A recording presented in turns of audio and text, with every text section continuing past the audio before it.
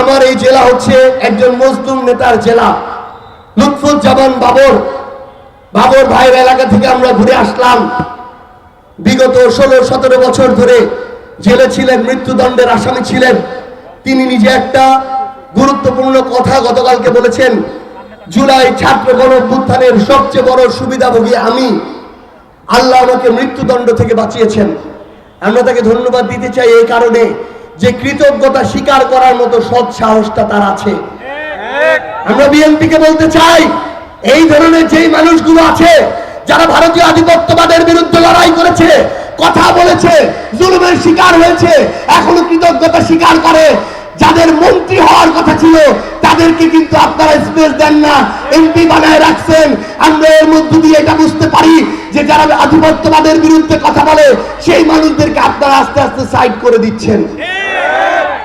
প্রিয় বিএনপি, মনে রাখবেন, আগামীর বাংলাদেশের লড়াই হচ্ছে আধিপত্যবাদের বিরুদ্ধে লড়াই, আগামীর বাংলাদেশের লড়াই হচ্ছে জালিমের বিরুদ্ধে লড়াই, অন্যায়ের বিরুদ্ধে লড়াই, আগামীর বাংলাদেশের লড়াই হচ্ছে মিথ্যার বিরুদ্ধে লড়াই।